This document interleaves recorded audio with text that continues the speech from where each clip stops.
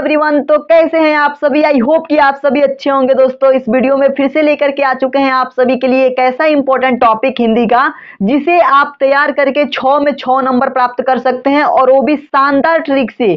शानदार ट्रिक से आप 6 नंबर बिल्कुल पक्का कर सकते हैं इस वीडियो में। तो इस वीडियो को शुरू से लेकर के अंत तक देखिए। रस छंद अलंकार के बारे में अगर अभी तक आप लोगों ने याद नहीं किया है तो सिंपल सिंपल उदाहरण, सिंपल सिंपल परिभाषा मैंने लिख करके लेकर आया है, और ट्रिक भी बताने वाला हूं जिससे कि आप 6 में 6 नंबर बिल्कुल पक्का कर सकते हैं। तो इस वीडियो को शुरू से लेकर के अंत तक देखिएगा। दोस्तों, मैं बिना प्रूफ के कोई भी काम नहीं करता हूं। इस वीडियो में जो कुछ भी बताने वाला हूं उसका मैं प्रूफ भी दूंगा आपको, ठीक है।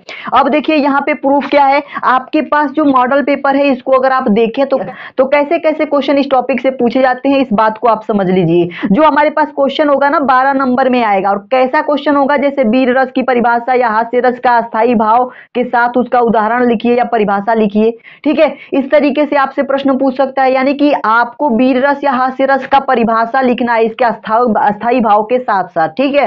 और इसका एक उदाहरण भी लिखना है। 2 नंबर इसके लिए मिलेगा। इस वीडियो में सारी चीजें देखिए, वीर रस के बारे में भी बताऊंगा, हास्य रस के बारे में भी बताऊंगा, श्लेष अलंकार के बारे में भी बताऊंगा, दोहा के बारे में भी बताऊंगा, सोठा के बारे में भी बताऊंगा। रस छंद अलंकार, ये 6 नंबर बिल्कुल पक्का होने वाला है आपका, ठीक है। तो इसमें बिल्कुल भी घबराना नहीं है। इस 6 नंबर को बिल्कुल पक्का कर लीजिए इस वीडियो में, ठीक है। तो चलिए हम सबसे पहले इस वीडियो को स्टार्ट करते हैं, और जो मेन हमारा मुद्दा है उस पे आते हैं। जो हमारे पास जो टॉपिक है वो सबसे पहला टॉपिक रस है। रस को पढ़ने के बाद हम अलंकार फिर से छंद को पढ़ेंगे, ठीक है। तो रस से आपके 2 नंबर के क्वेश्चन बनेंगे। कितने नंबर के? 2 मार्क्स के क्वेश्चन पूछे जाएंगे। अब आइए हम ट्रिक से जो है इसको याद कर लेते हैं एक बार। तो ट्रिक क्या है आपके पास? देखिए, अस्थाई भाव आपको पता होना चाहिए, और आपको कितना रस याद करना है? 3 रस याद करना है, करुण रस, हास्य रस और वीर रस। अगर आप इतना याद करते हैं, मैं गारंटी के साथ कहता हूं आपके क्वेश्चन पेपर में यही आएगा, यही आएगा 100%, ठीक है। तो आपको देखिए, करुण रस का अस्थाई भाव याद रखना है। करुण रस का अस्थाई भाव होता है शोक। क्या होता है? शोक। बस ये याद हो गया ना। फिर हास्य रस का अस्थाई भाव क्या होता है? हास्य रस का अस्थाई भाव होता है हास। बस ये याद कर लीजिए, मैं ट्रिक बता रहा हूं आपको, ठीक है। बस इतना याद कर लिए ना, आप आसानी से परिभाषा बना लेंगे। अगला देखिए, वीर रस का अस्थाई भाव क्या होता है? तो वीर रस का अस्थाई भाव होता है उत्साह। क्या होता है? उत्साह होता है, ठीक है। तो जैसा कि आपने देखा कि यहाँ पे मैंने तीनों का अस्थाई भाव लिख लिया है। तीनों रस हम पढ़ने वाले हैं। तीनों रस का अस्थाई भाव आपको पता चल गया कि करुण रस का शोक, हास्य रस का हास, वीर रस का उत्साह, ठीक है। इतना बात पता चलने के बाद से हम अगर करुण रस के परिभाषा बनाने की बात करें तो ट्रिक को समझिएगा ध्यान से। आपको क्या करना है? सबसे पहले तो अस्थाई भाव लिखना है। क्या लिखेंगे करुण रस में? जब शोक नामक अस्थाई भाव विभाव, अनुभाव व संचारी भाव के संयोग से पुष्ट होता है तो करुण रस कहलाता है। बस कुछ भी नहीं करना है आपको, बस इतना याद रखना है कि शोक नामक अस्थाई भाव, देखिए करुण रस का अस्थाई भाव क्या होता है? शोक। तो शोक नामक अस्थाई भाव क्या होता है? अब ये 3 शब्द आपको याद रखने हैं, भाव, विभाव, अनुभाव और संचारी भाव, ठीक है। इसमें संयोग करके जब पुष्ट होता है तो उसे हम करुण रस कहते हैं। ठीक इसी तरीके से सबका डिफिनीशन होगा। एक याद हो गया ना दोस्तों, सारा याद हो जाएगा। अब इसका उदाहरण बिल्कुल सिंपल लिखा है मैंने, बिल्कुल सिंपल उदाहरण। क्या है उदाहरण? अब न आएंगे वो दिन, नवरातें होंगी, छूट जाएगा यह आंगन, सुनी बातें होंगी, ठीक है। तो ये हमारे पास करुण रस का एक उदाहरण है जिसे आप आसानी से याद कर सकते हैं। बस 2 मिनट अगर आप पढ़ लिए तो शायरी के जैसे याद हो जाएगा। तो इसको याद कर लीजिएगा। 100% आपका जो है ये करुण रस आएगा ही आएगा। अगर हम अगले रस की बात करें तो अगला रस देखिए हास्य रस। हास्य रस का अस्थाई भाव क्या होता है? हास होता है। तो इसमें हम लिखेंगे जब हास नामक अस्थाई भाव विभाव, अनुभाव व संचारी भावों के संयोग से पुष्ट होता है तो उसे हास रस कहते हैं। ठीक इसी तरीके से मैंने इसमें भी बताया था कि शोक नामक अस्थाई भाव, देखिए अस्थाई भाव आपको याद रखना है। करुण का अस्थाई भाव शोक होता है। बस मैंने क्या किया है, सारा चीज वही है, बस हास लिख दिया यहाँ पे, ठीक है। सारी चीजें वही है, पहले वाला ही, बस यहाँ पे हास लिखा है, और ये हास्य रस का यहाँ पे हमारे पास परिभाषा बन गया है, ठीक है। अब इसके अगर उदाहरण की बात करते हैं तो उदाहरण में आप लिखेंगे मन मैला तन उजला बैठत ध्यान लगाए, हम समझे कि शंकर है गच गच लीलत जाए। तो ये बहुत ही सिंपल आपके पास उदाहरण भी मैंने लिख दिया है, जिसको पढ़ करके हंसी भी आ रहा है, मजा भी आ रहा है। 2-3 बार पढ़ेंगे आपको याद हो जाएगा, ठीक है। आप अपने दोस्तों के साथ सुना भी सकते हैं। मन मैला तन उजला बैठत ध्यान लगाए, हम समझो कि शंकर है गच गच लीलत जाए। ये मतलब एक जो हमारे पास श्वान होते हैं, ये श्वान जो है मछली के लिए, मछली की तरफ ध्यान लगाए होते हैं, और सफेद शरीर होता है उनका, दिमाग में तो गंदगी रहती है कि हमें मछली खाना है, और मछली समझती है कि शंकर है क्योंकि बहुत ही ध्यान पूर्वक बैठे हुए हैं, और वो गच गच लीलता जाता है, ठीक है। इसी के बारे में ये लिखा गया है, ठीक है। तो बहुत ही एक हास्य रस का मतलब ये होता है कि कोई हास्यप्रद कुछ बातें, ठीक है। तो ये हास्य रस का ये एक श्लोक है, कविता है। इस कविता को याद कर लीजिएगा, बस याद हो जाएगा आपसे, ठीक है। तो अब आपको अगर वीर रस का परिभाषा बनाना है तो ठीक उसी तरीके से मैंने अस्थाई भाव बता दिया है कि वीर रस का अस्थाई भाव उत्साह होता है। तो इसमें लिखना है जब उत्साह नामक अस्थाई भाव जब तो इसमें लिखना है जब उत्साह नामक अस्थाई भाव विभाव अनुभाव व संचारी भाव के संयोग से पुष्ट होता है तो उसे वीर रस कहते हैं। ठीक उसी तरीके से मैंने लिखवाया जैसे कि मैंने अभी हास्य रस बताया, जैसे कि करुण रस बताया, बस हमने अस्थाई भाव को बदल दिया है। तो अस्थाई भाव आपको याद होने जरूरी है, अस्थाई भाव आपको याद हो गए भी होंगे। ठीक है, आपको मैं पूरा बता दिया हूं तो पूरा याद हो गया होगा। अब देखिए उदाहरण बस आपको याद करना है, दो बार पढ़ लीजिएगा, याद हो जाएगा। उदाहरण इसका भी बहुत आसान है, देखिए लिखेंगे आप बुंदेलो हर बोलो के मुंह हमने सुनी कहानी थी खूब लड़ी मर्दानी वो तो झांसी वाली रानी थी। ये आपने सुना है कि नहीं? जरूर सुना होगा आप लोगों ने, एक दो बार पढ़ेंगे आपको याद हो जाएगा। इससे सिंपल परिभाषा हो नहीं सकता है दोस्तों, इससे सिंपल उदाहरण हो नहीं सकता है दोस्तों। ठीक है, तो जो भी बता रहा हूं पूरे यूट्यूब पे नहीं मिलेगा, आप इस वीडियो को शुरू से लेकर के अंत तक जरूर देखिएगा। अभी तो बस रस की बात हुई है, अब अलंकार की बात होगी, छंद की बात होगी, सारी चीजें बहुत ही बेहतरीन तरीके से आपको समझ में आएगी।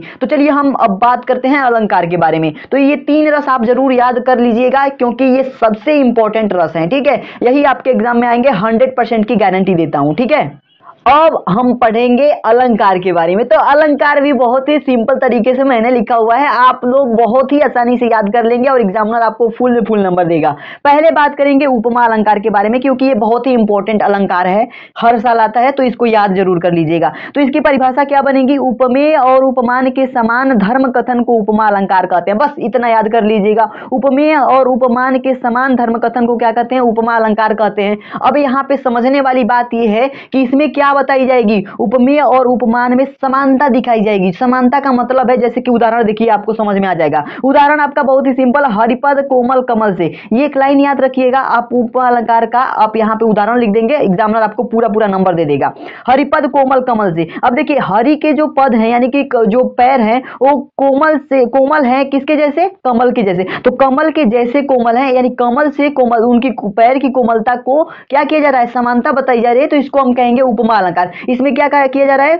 समानता बताई जा रही है। ठीक है, तो पैर की यानी कि कोमल पैर की तुलना कमल से की जा रही है, तो इसीलिए यहाँ पे क्या हो रहा है? उपमा अलंकार है। आई होप कि आपको समझ में आ गया होगा दोस्तों। अगले अलंकार की बात करेंगे तो अगला आपका होगा अनुप्रास अलंकार, बहुत ही इंपॉर्टेंट अलंकार जो हर साल आता है आपके एग्जामिनेशन में, 2 नंबर में पूछा जाएगा। ठीक है, तो अनुप्रास अलंकार की बात करें तो इसका सिंपल परिभाषा आप लिखिएगा कि एक ही वर्ण की आवृत्ति जहां बार बार आती है ना, वहां अनुप्रास अलंकार होता है। वर्ण का मतलब होता है अक्षर, तो एक ही अक्षर की आवृत्ति बार बार आएगा जिस भी लाइन में, तो वहां पे क्या होगा? अनुप्रास अलंकार होगा। इसका उदाहरण आप कैसे लिखेंगे? मधुर मधुर मुस्कान मनोहर, बस इसको याद कर लीजिएगा, कितना अच्छा लग रहा है, मधुर मधुर मुस्कान मनोहर। म इन चारों में क्या है? म आया है, यानी कि म वर्ण की आवृत्ति यहाँ पे बार बार हो रही है, तो इसको हम कहेंगे अनुप्रास अलंकार है। क्या है? अनुप्रास अलंकार। आई होप कि आपको ये भी समझ में आ गया होगा। अगले अलंकार की बात करते हैं और अंतिम अलंकार श्लेष अलंकार। इन 3 अलंकार को याद कर लिया, आपका काम बन गया। कौन? उपमा, अनुप्रास और श्लेष।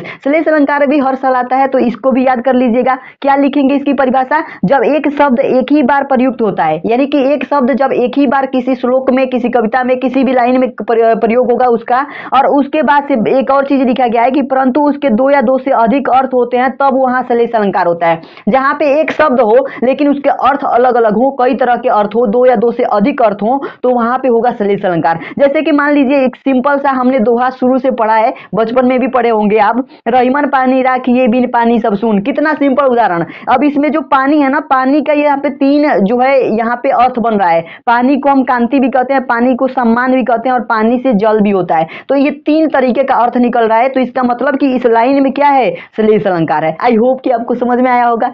क्या समझ में आया कि नहीं? बिल्कुल भी किसी भी तरीके की आपको कोई दिक्कत नहीं होनी चाहिए दोस्तों, बहुत ही इंजॉय के साथ आप लोग सारी चीजों को तैयार कीजिएगा, बिल्कुल भी टेंशन लेकर के पढ़िएगा मत। ठीक है, क्योंकि कुछ नहीं होने वाला है टेंशन से। आगे बात करते हैं छंद के बारे में, जो हमारा इस टॉपिक का जो हमारा इस वीडियो में अंतिम टॉपिक होगा। तो छंद देखिए, छंद आपको कैसे याद करना है? बिल्कुल सिंपल है। अगर आप दोहा और सोठा दोनों छंद को याद कर लेते हैं तो आपका काम बन जाएगा। दोहा अगर याद हो गया ना तो सोठा भी याद हो जाएगा, और याद होगा क्यों नहीं, हम हैं तो याद होगा ही। देखिए दोहा छंद में आपको क्या लिखना है? अर्ध सममात्रिक छंद है। दोहा क्या है? अर्ध सममात्रिक छंद है। सोठा भी क्या है? यह भी अर्ध सममात्रिक छंद है। ठीक है, दोनों क्या है? अर्ध सममात्रिक छंद है, दोहा और सोठा दोनों। ठीक है, तो पहली तो लाइन ये बन जाएगी कि यह एक अर्ध सममात्रिक छंद है। ठीक है, ये लाइन लिख लीजिएगा। उसके बाद इसकी परिभाषा की बात करें तो लिखेंगे इस मतलब इसमें पहले व तीसरे चरण में 13-13 तथा दूसरे और चौथे चरण में 11-11 मात्राएं होती हैं। बस दोहा में आपको यही लिखना है, पहले और तीसरे चरण में कितना कितना मात्रा, 13-13 मात्रा, और दूसरे और चौथे चरण में 11-11 मात्रा। आपको पता ही होगा कि दोहा और सोठा में 4 चरण होते हैं, और 4 चरण होते हैं तो पहले और तीसरे चरण में 13-13 मात्रा और दूसरे और चौथे चरण में 11-11 मात्रा, उसे दोहा कहेंगे। ठीक इसी का उल्टा सोठा होता है। देखिए हमारे पास ये जो छंद होता है ना, इसके पहले और तीसरे चरण में 11-11 मात्रा होती है। मतलब कि जो इसमें पहले और तीसरे में 13-13 हो रहा था, यहाँ पे पहले तीसरे में 11-11 और दूसरे और चौथे में 13-13 मात्राएं होती हैं। ठीक इसका उल्टा दोस्तों। ठीक है, तो आप इतना बस ध्यान रखिएगा कि दोहा में क्या होता है, अगर दोहा को याद कर ले तो ठीक उसका उल्टा लिख देंगे, आप लिख देंगे तो सोठा बन जाएगा। तो दोनों आपको याद हो जाएगा आसानी से, बिल्कुल आसानी से याद हो जाएगा। अब हमारे पास बड़ा टास्क आता है उदाहरण याद करना। तो उदाहरण थोड़ा सा आपके पास कॉम्प्लिकेटेड हो सकता है, लेकिन हम हैं तो कॉम्प्लिकेटेड क्यों, यहाँ पे आपके लिए बहुत ही इजी उदाहरण लेकर के आए हैं। यहाँ पे हनुमान चालीसा बहुत सारे स्टूडेंट पढ़ते होंगे। हनुमान चालीसा के लास्ट में एक दोहा आता है, पवन तनय संकट हरण मंगल मूर्ति रूप राम लखन सीता सहित हृदय बसहु सुरभूप। अब बहुत सारे स्टूडेंट ये सोचेंगे कि क्या हम ये दोहा हनुमान चालीसा का लिखेंगे तो ये दोहा कहलाएगा। अरे क्यों नहीं कहलाएगा, बिल्कुल कहलाएगा। तुलसीदास जी ने लिखा है, तो इसको जरूर याद कर लीजिएगा। ये दोहा आप सभी के लिए इंपॉर्टेंट है, ये उदाहरण आप सभी के लिए आसान भी है और आसानी से आप लिख भी पाएंगे और एग्जामिनर देख करके खुश भी हो जाएगा। अब सोठा अलंकार की बात करते हैं, अब सोठा छंद की बात करते हैं। तो सोठा छंद में आपको क्या करना है, इसका उदाहरण याद करना पड़ेगा। थोड़ा सा हो सकता है कि आप लोग नहीं पढ़े होंगे, लेकिन सोठा छंद में भी आसानी से आप याद कर सकते हैं। देखिए, नील सरोरु श्याम तरुण अरुण बरिज नयन करऊ सोमम ऊर्धाम सदा क्षीर सागर शयन। इस तरीके से 2-3 बार पढ़ेंगे, आपको याद हो जाएगा। आई होप कि आपको ये वीडियो पसंद आया होगा दोस्तों। इस वीडियो में दोस्तों हमने रस, छंद और अलंकार इन तीनों टॉपिक को कवर कर लिया है। यहाँ पे हमारा 6 नंबर बिल्कुल पक्का हो चुका है। आई होप कि आपको ये सारी चीजें समझ में आ गई होंगी दोस्तों। तो अभी के लिए इतना ही, मिलते हैं एक नई वीडियो में, तब तक के लिए धन्यवाद दोस्तों।